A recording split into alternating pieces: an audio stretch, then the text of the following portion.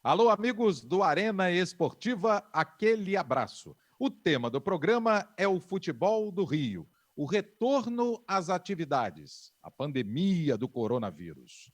Não só aqui no Brasil, mas no mundo inteiro tem dado prejuízos à economia do mundo e também no próprio esporte. No futebol não é diferente. Sobre o tema, nós temos dois convidados muito especiais. O ex-zagueiro da seleção brasileira, Grêmio, Vasco, Botafogo, do Lugano da Suíça. Eu falo de Mauro Geraldo Galvão, conhecido como Mauro Galvão, das torcidas do Tricolor Gaúcho, do Botafogo e também do Vasco. Galvão, obrigado pela sua presença aqui no Arena Esportiva. Tudo bem, Rui? Prazer estar aqui na Arena Esportiva da TV Alerj. Estamos à disposição. Muito obrigado. E também temos o jornalista da Super Rádio Tupi do Rio de Janeiro, nosso Ricardo Moreira, conhecido na Baixada Fluminense, em especial lá em Nova Iguaçu, como Tigrão. Ricardo Moreira, Tigrão, obrigado pela sua presença aqui no Arena. Obrigado a você, Rui. Um abraço para você, para toda a galera da Arena Esportiva da TV Alerj. Estamos aí. Obrigado pelo convite, irmão. Muito bem. Mauro Galvão é um cara exemplar para todos aqueles que já jogaram e continuam jogando futebol. Ele parou em 2002 na terra dele, no Rio Grande do Sul, em Porto Alegre, quando jogava pelo Grêmio. E ele foi jogando por muito tempo. E todo mundo dizia, Galvão, não para. Você ainda tem muito a dar para o futebol brasileiro. Um zagueiro clássico, um zagueiro que sabia sair com a bola dominada, levava até o gol e às vezes até marcava também. Galvão, eu queria que você falasse dessa tua carreira, você que foi campeão pelo Vasco, Botafogo, Grêmio, jogou também no Lugano, campeão da Copa Suíça, também foi da seleção brasileira, teve a Olimpíada de Los Angeles em 1984, Copas de 86 no México e também em 90 na Itália. Queria que você falasse um pouquinho dessa tua carreira, Mauro Galvão. Pois é, Rui. A minha carreira começou em 79, no profissional do Internacional. Tive a felicidade de jogar num time muito forte, um time bom, e nós acabamos conquistando o Campeonato Brasileiro de forma invicta. Até hoje, eu acho que é o único time que conseguiu isso. E depois, na sequência, nós ganhamos mais 4 campeonatos estaduais e foi até 86, E em consequência disso, depois eu fui convocado, fui para participar da Copa do Mundo no México, O Brasil foi até, acho que as quartas de finais. Perdemos para a França nos pênaltis. Mas foi uma experiência muito, muito boa, muito importante, estar naquele grupo ali. Não joguei nenhuma partida, mas participei do grupo. E voltando um pouco mais atrás, como você tinha citado, eu também participei das Olimpíadas, que foi até uma coisa inédita, porque não podiam jogar profissionais, mas naquele momento foi liberado para jogar todos os profissionais que não tivessem jogado uma Copa do Mundo. Então a gente foi, a referência da seleção era a equipe do Inter, eram 11 jogadores do Inter que cedeu para a seleção brasileira. E foi uma experiência muito boa também. Nós ganhamos a medalha de prata, então acho que é um resultado expressivo, foi muito bacana. Na sequência, eu acabei vindo para o Rio, acabei não citando, joguei no Bangu também, um ano mais ou menos. E tinha que lembrar do Bangu, é verdade. 86, 87. Isso. Foi legal, foi bacana, porque eu pude mudar de Porto Alegre para o Rio e começar uma nova etapa da minha carreira, que eu achei que era importante também. E logo em seguida fui negociado para o Botafogo, e aí, voltando a uma equipe novamente, uma equipe de mais, vamos dizer assim, visibilidade, maior torcida, existe um interesse maior, lógico, da imprensa também. E a gente acabou conquistando aquele título de 89, o Botafogo não ganhava 21 anos, então foi super importante. Tão importante foi que eu acabei sendo convocado para a seleção brasileira de novo, e para nós jogarmos a Copa América aqui no Brasil, acabamos ganhando a competição, foi muito legal, bacana. Depois, na sequência, tivemos as eliminatórias para poder chegar à Copa do Mundo, conseguimos com muita dificuldade, toda aquela situação que houve do Rojas fazendo aquela coisa, se cortando, tudo. Mesmo assim, conseguimos a classificação, fomos para o Mundial da Itália, mas não conseguimos repetir tudo aquilo que tínhamos feito anteriormente. Fizemos até uma primeira boa fase, mas depois acabamos saindo para a Argentina. Então, foi isso. Depois, na sequência desse campeonato mundial, eu fui para o Lugano da Suíça, e passei 6 anos lá, foi uma experiência muito boa, não é? Tanto dentro de campo quanto fora, aprendi muito, né? Um outro idioma, né? Minha família também, foi bacana demais. Então, mas como é o futebol sempre, né? Tem um momento que você tem que voltar, tem que sair, e em 96 eu acabei voltando para o Brasil, né? Voltei para o Grêmio, e foi muito legal, né? Porque lá no início da minha carreira, que eu não tinha até comentado, eu tinha jogado na base do Grêmio, né? Com 11 anos, né? Com 15 eu fui para o Inter. Então foi legal porque eu pude completar, né? Aquele ciclo que faltava, né? Como é que seria jogar no Grêmio, no profissional, né? E eu consegui fazer, né? Consegui jogar pelo Grêmio também. Fomos campeões brasileiros, né? Foi muito legal contra a Portuguesa, né? 96, Grêmio Portuguesa. Depois, 97, a Copa do Brasil. E aí apareceu o convite do Vasco, 97. Nunca pensei que pudesse ser tão bom, né, quanto aconteceu, né, como aconteceu. De 97 a 2000, o Vasco sempre ali, né, lutando para conquistar títulos, conseguindo títulos, e uma exposição muito grande, né, porque a televisão ali naquele momento estava muito presente, né, e eu acho que fortaleceu muito, né, a marca do clube, né, e nós também que estávamos jogando, né, então foi E campeão da Libertadores depois também, né, Galvão? Libertadores, Mercosul, 2 brasileiros, Copa estadual também. Depois acabei, em 2000, como acontece sempre, né, fechou um ciclo no Vasco, acabei indo para o Grêmio, e ali fiquei mais 1 ano e meio, mais ou menos, e nós acabamos também tendo assim, muitas conquistas, né, conquistas importantes, e o bom é que eu acabei encerrando minha carreira jogando uma Libertadores, então acho que foi assim, foi muito bom, né? Eu não posso reclamar, né? Que minha carreira, graças a Deus, foi muito boa. E você deixou muita saudade, não só para os torcedores do Vasco, né? Não só para os torcedores do Vasco, mas do Botafogo, Inter, Grêmio e da própria seleção brasileira, e até mesmo lá no futebol suíço, lá no Lugano. Ô, Ricardo Moreira, o nosso tema, eu tive que fazer essa abertura porque o Mauro Galvão é uma figura muito assim, adorável no meio do futebol, né? Não só na imprensa, como também nos próprios jogadores. É uma figura muito respeitada por aquilo que ele representou como jogador e hoje que também representa como ex-jogador de futebol, sempre um cara muito sério, muito determinado nos treinos e muito correto dentro de campo. Agora, a gente vive um momento, Ricardo Moreira, muito complicado, que é essa pandemia, né, do coronavírus, do Covid-19. E a pressão é muito grande de todos os lados para que as pessoas possam voltar a trabalhar. Mas a ciência diz que não, esse não é o momento. Até porque o Brasil está numa curva bem ascendente.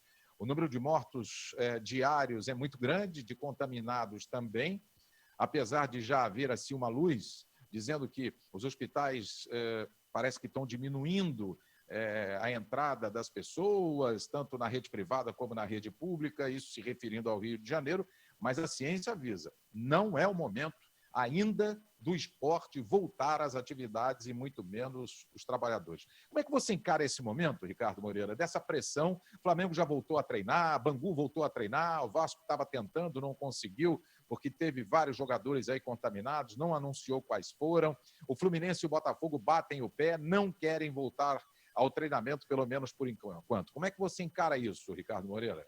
Rui, eu encaro com muita apreensão, porque não dá para você cravar nem de um lado nem de outro, né? Da mesma forma que a gente vive um momento científico, médico, sanitário muito grave, muito grande, principalmente no Brasil, devido às divergências de ideias políticas, né? O Brasil simplesmente sucumbiu a essa pandemia, devido às divergências políticas que acontecem nesse país. Não há centralização. Então, quando houve essa descentralização de poderes, virou realmente a pandemia virou um inferno no Brasil, essa que é a verdade. E o futebol é gerido também porque nós temos, são 2 ondas, a onda sanitária e a onda econômica. Então, o futebol também é refém dessa área econômica, do dinheiro. Os clubes estão apertados, tem clube no Nordeste quase quebrando. O Flamengo acaba de perder mais um patrocinador, enfim, patrocinador master. O Flamengo deixa de ganhar mais 15 milhões anuais, perdendo o banco que patrocinava a camisa. Enfim, então essas questões é que pressionam o futebol para voltar. Agora, como que isso vai voltar? Por exemplo, os treinamentos voltaram, como você disse, o Flamengo voltou. Só que não são treinamentos coletivos, são treinamentos individuais. São treinamentos de aparelhagem, de academia, por grupos separados. Não há aquele treinamento ainda coletivo, não há junção dos jogadores. O próprio Vasco, ainda com jogadores fazendo exames, enfim, uma série de coisas. Então, assim, da mesma forma que a gente sabe que a situação é muito grave, a situação sanitária que o Brasil vive é muito grave, muito séria.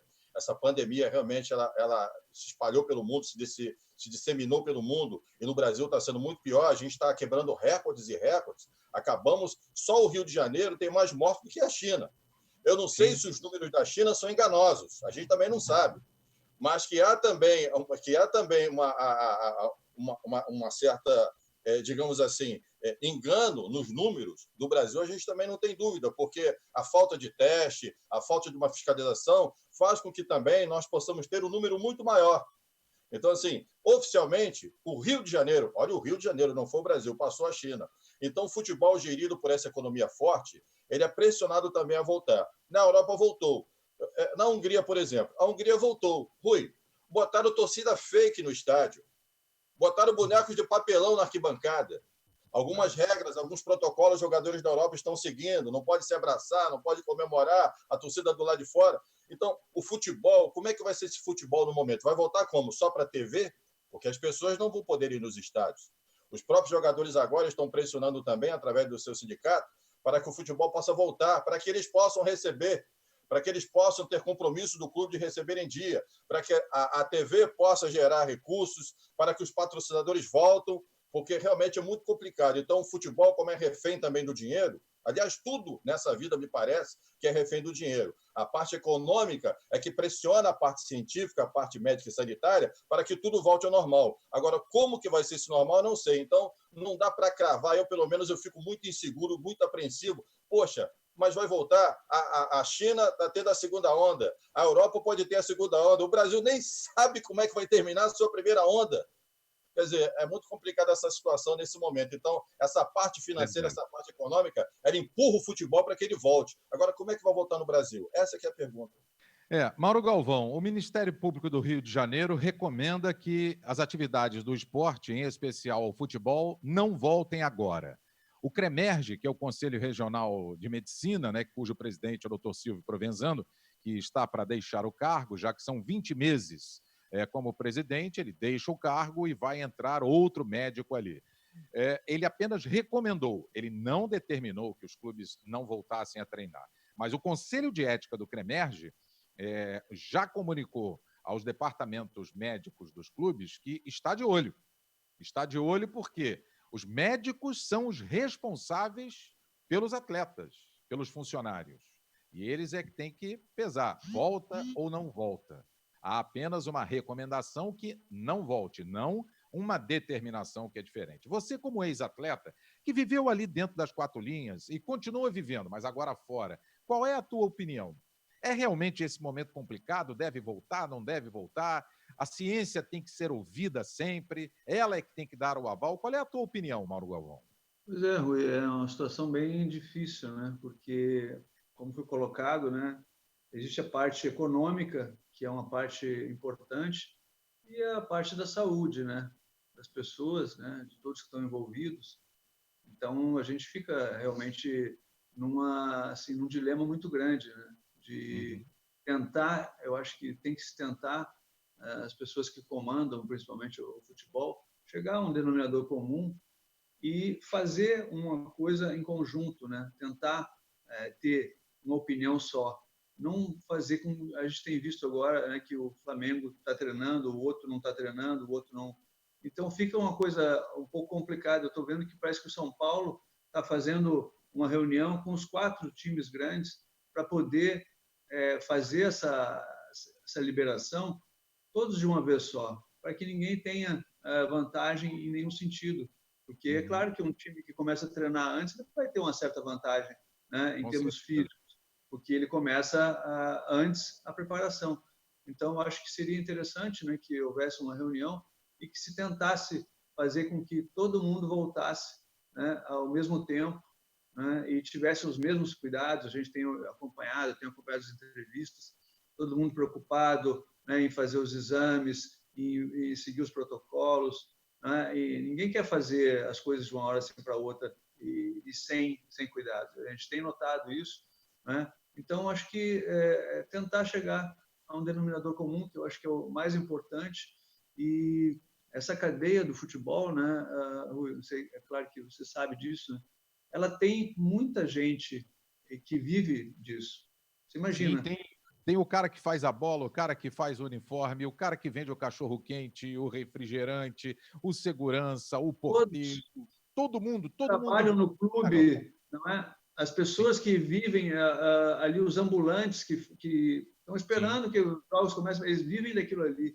Então, é uma coisa bem complicada. As viagens que acontecem, os aviões que você pega, né? Os hotéis que você chega, os restaurantes que você usa, tudo isso é uma cadeia, né, muito grande. Então, não é só o futebol, né? É o tanto de gente que tem em torno do futebol, o tanto de gente que vive do futebol, né? A gente tem as pessoas que cobrem também, né? Os próprios repórteres que cobrem. Né? Tudo isso começa um pouco a ficar complicado, a gente fica ansioso, né? Porque fica a gente nunca desestimulado, né? a gente nunca Desestimulado. viveu isso, né? A gente não viveu isso, né, Rui? A gente não tem É. essa ideia. Então, tudo que a gente está fazendo, né, até mesmo as pessoas que estão lá em cima, né, elas também estão errando, estão tendo dificuldades, porque não é uma coisa normal para nós. Sim, é verdade. Ricardo Moreira, o Mauro Galvão tocou num aspecto fundamental. O futebol, ele abraça muitas profissões, né? Eu citei aqui pipoqueiro, o cara que vende cachorro-quente, o cara que vende o refrigerante, o camelô que vende lá as camisas em volta do estádio, os bares, né? Os garçons, os seguranças dos clubes, treinadores, jogadores de futebol, as famílias envolvidas, os seguranças, motoristas de ônibus que conduzem os atletas, né? Quer dizer, é uma gama muito grande, é muito emprego em jogo, mas ao mesmo tempo existe a saúde das pessoas, porque não adianta você abrir de forma assim que não se pense, né, de uma forma pensada, porque as pessoas podem se contaminar e aí vai parar tudo de novo. Qual é a tua opinião em relação a isso?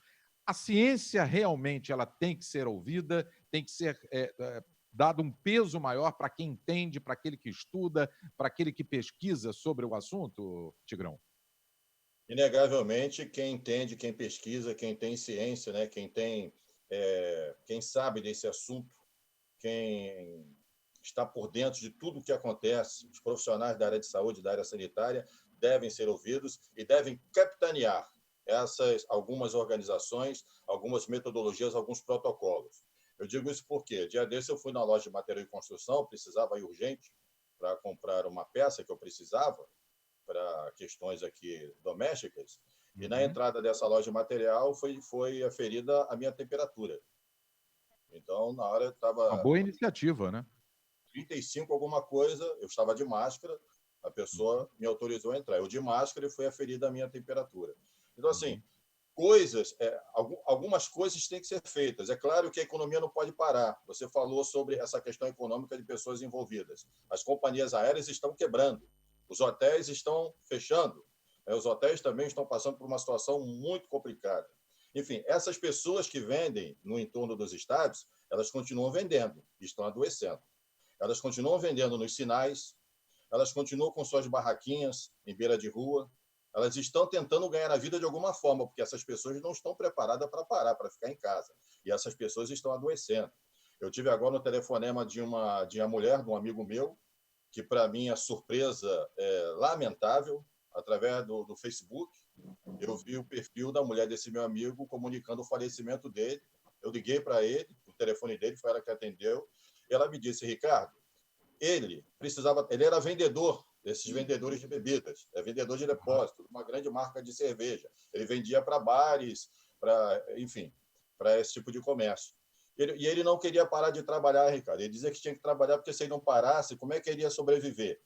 E ele ficou doente, ficou muito gripado, febril, mesmo assim não parou. E depois de 15 dias, com ele muito mal, sem conseguir respirar, internaram ele e ele não durou 2 dias.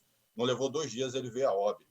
Meu amigo Francisco, aqui de Nova Sim, Iguaçu, que inclusive era ouvinte meu, a família toda lá do Ceará ouvia a gente, eu mandava abraço para o pessoal. Então, assim, isso foi um caso que me chocou muito. Por quê? As pessoas que precisam trabalhar de dia para comer à noite, elas estão saindo de casa, elas estão dando o seu jeito e estão adoecendo. Tanto é que no Brasil, na Europa, essa pandemia, ela criou-se num ambiente onde as pessoas que viajavam, classe A, as classes mais abastadas. No Brasil, a menor classe social está sendo afetada. Por quê? Porque você não tem hospital, você não tem a questão pública no Brasil, a questão de saúde é muito complicada, já era complicada, com essa pandemia ficou pior. Você pode ver que o Norte e o Nordeste está sofrendo muito também. É A verdade. gente não esperava isso, essa pandemia toda essa transmissão no Amazonas, em alguns estados do Nordeste, no Ceará, mais especificamente, Pernambuco, no Amapá foi tomado, enfim, lugares carentes, onde as pessoas não têm auxílio emergencial, não têm auxílio sanitário. Isso pegou o Brasil de calça arriada. Então, eu entendo perfeitamente que a economia precisa rodar. O futebol é refém do dinheiro, mas eu acho que também a saúde tem que estar em primeiro lugar. Então, essas cabeças pensantes, os doutores, os cientistas, eles devem achar uma saída para que alguns setores voltem de uma forma organizada, como essa loja de material de construção. Só deixa entrar de máscara e afere a sua temperatura para que você adentre e detalhe. Um número contado de pessoas, não há aglomeração dentro daquela loja. Eu vi na Europa restaurantes onde você cria ali uma redoma. Eu vi ontem, inclusive na TV, o cara lá, o cidadão, não sei se com a mulher, com a namorada, com a amiga, numa mesa de restaurante na Europa, com uma redoma ao seu lado e a outra na outra pessoa. Você não tem mais contato físico. Então, assim, estão parece uma cortina, alternativas, né, para as pessoas sobreviver. É verdade. Você parece que fica assim dentro de uma bola. Eu vi essa imagem também, depois vi uma foto, né? Parece que você está numa cápsula, né? É verdade. Para evitar o contágio, né? Dentro ali do restaurante, com as pessoas nas quais você está. Mauro Galvão, muitos dizem, nada será mais igual como era antes em função desta pandemia do Covid-19, até que uma vacina, até que um remédio seja descoberto pela ciência. E todos os pesquisadores, infectologistas, virologistas, dos quais eu já vi em entrevistas, eles são enfáticos. Um acessório tão cedo a gente não vai poder se livrar, que é a máscara. Você também tem essa opinião, Mauro Galvão? Eu acho que sim, porque a gente até ficar mais assim, se sentir mais seguro, acho que a gente vai ter que usar essa máscara, né? Porque até que ele tenha uma vacina, né? Enquanto não acontecer, né, descobrir a vacina que tem assim sido bastante noticiado, que tem algumas que já estão assim com bons resultados, mas é lógico que só vão liberar quando tiver certeza absoluta, né? Ao mesmo tempo, né, por aquilo que a gente tem acompanhado, né, eu acompanho bastante o noticiário sobre isso, né, a gente também começa a criar anticorpos, né? As próprias pessoas elas começam a ter essa possibilidade de a gente não sabe nem mesmo às vezes que tem, né, esse vírus e acaba acostumando. É verdade. E aí acaba que você acaba criando os anticorpos, né? Então acho que é isso que também vai acontecer, por aquilo que eu ouvi, né, muito do pessoal que entende, né, que 70% da população vai ser contaminada, mas muitos não vão nem saber. Então a gente tem que tentar, né, conviver com essa situação. Infelizmente aconteceu, a gente não esperava, né? E com certeza eu acho que não só a questão da máscara, eu acho que outros procedimentos também, eu acho que eles vão acabar meio que sendo uma regra assim, né? De não ter tanta gente. Álcool gel e tudo mais, limpeza das mãos toda hora, lavagem das mãos e tudo, né? Opa. E não ter assim muita gente num lugar só, tentar sempre ter uma certa distância, né? Eu acho que não é nada assim de absurdo, dá para fazer isso, né? Claro, eu acho que nós somos pessoas que, né, nós temos condições de né, pensamos, podemos ter essa possibilidade de escolher e de fazer as coisas certas. Então, a gente pode sim, né? Eu acho que temos que seguir as orientações médicas, é muito importante. Acho que todas as vezes que as pessoas do futebol elas forem falar e se reunir, elas têm que ter sempre pessoas que sejam da área médica, né? Que possam ajudar a fazer com que a gente tome as melhores decisões. Acho que não existe nada de errado nisso. A gente tem que tentar fazer o melhor, proteger, né, a vida da gente E então ficou provado. Agora a Alemanha voltou, a Inglaterra está começando também a voltar aos poucos, e aos poucos deve começar, né, essa situação a se normalizar. Então, eu acho que só não ter assim, uma pressa muito grande. Vai voltar, mas dentro da organização e Do daquilo que é protocolo o melhor. médico, né? É. É verdade. Ô, Ricardo Moreira, para a gente encerrar aí tanto a sua participação como a do Mauro Galvão, e eu agradeço a participação dos dois aqui no Arena Esportiva, a CBF tem tomado algumas providências, jogadores da seleção brasileira ajudando, a CBF chegou a arrecadar 5 milhões de reais com jogadores da seleção, técnico Tite. Esse dinheiro foi destinado para algumas comunidades aqui do Rio e também do Brasil. Agora tem o chamado CBF Social, em parceria com o governo federal, também na aquisição, né, aqueles voluntários que queiram ajudar, quem pode ajudar. Enfim, os jogadores têm feito leilões de camisa, mandado alimentos, produtos não perecíveis, álcool gel, enfim, tudo isso. É uma maneira que o esporte também pode fazer para tentar minimizar essas pessoas que tanto aí precisam, que você citou na tua participação, Ricardo. Ô, Rui, inegavelmente que a CBF tem que ajudar, deve ajudar, porque é uma instituição milionária, ela tem, no meu entendimento, por obrigação, ajudar os clubes, os pequenos clubes. Semana passada eu vi que o Esporte Clube do Recife está com orçamento diminuto, não tem nem como pagar jogador. O Esporte Clube do Recife, um clube de grande tradição no futebol brasileiro, assim como o Sport, outros clubes também passando por situações muito complicadas financeiramente falando. Então a CBF ela tem sim por obrigação ajudar os seus clubes afiliados, a ajudar os clubes do futebol brasileiro, os jogadores também que porventura precisam, porque a grande parte, a grande massa de jogadores não ganham tão bem assim não. São poucos privilegiados que são milionários. Então, vamos dizer, 80%, 90% da classe de jogador de futebol não ganha tudo isso, não. Ganha um salário mais ou menos razoável, compatível com o que dá para sobreviver. Então, a CBF tem, sim, por obrigação ajudar os clubes, e ela tem grana, ela tem condições de ajudar os clubes e deve ajudar. Você falou, inclusive, para mim encerrar aqui, sobre o doutor Silvio Provenzano. Eu tenho a felicidade de tê-lo como meu médico particular, e eu não tomo uma também. decisão... É nosso médico, né, Nosso particular, médico. o doutor Silvio. É uma figura Eu não humana tomo uma decisão, maravilhosa. não vou a um lugar, não faço nada que não seja sob consulta com o doutor Silvio. Doutor Silvio, isso assim, Ricardo, fica em casa. Doutor Silvio, ele diz o seguinte: tudo depende da carga viral. Existem lugares que a carga viral é altíssima, existem lugares que a carga viral é menor, existem lugares que a carga viral é mínima. Por exemplo, transmissão comunitária, você pega no ferro lá do trem, do ônibus, do metrô e tudo, é uma carga viral mediana, mas dependendo da sua comorbidade, dependendo do que você tenha, aquilo pode se transformar numa coisa pior. Então, os assintomáticos estão aí, estão soltos pela rua. Tem gente que nem sabe que tem, mas podem passar para pessoas que não podem ter e vão sentir bastante. Então, essa aqui é a grande preocupação. Então, os cientistas, os sanitaristas, eles devem sim estar à frente dessas situações, à frente de tudo, para que, de uma forma organizada e centralizada, a gente possa chegar a um denominador comum. Não como acontece politicamente no Brasil, que está uma pandemia dentro e fora, lamentavelmente. Só para fechar, Rui, É verdade. eu entrei no futebol porque, desde garoto, eu sempre gostei de futebol. E o Mauro Galvão está aí, se não me falha a memória, aquele time de 79, que foi tricampeão brasileiro invicto, era Benítez, o goleiro paraguaio, Cláudio, Mauro Pastor, Mauro Galvão e Cláudio Mineiro, Batista, Jair e Falcão, Valdomiro, Bira e Mário Sérgio. Venceu o Vasco lá no Beira-Rio, primeiro jogo no Maracanã, no segundo no Beira-Rio, com um gol de Falcão. Timaço, tinha um Internacional, tricampeão brasileiro, e essa fera aí estava junto. Valeu, Rui. Tamo junto. Mauro Galvão. Boa lembrança do Tigrão, Mauro Galvão. Muito bom, Ricardo. Que legal, você conhece tudo, hein? Sabe tudo mesmo. Eu queria mandar um abraço para o Ricardo, né? É um prazer estar com você e com o Rui, né?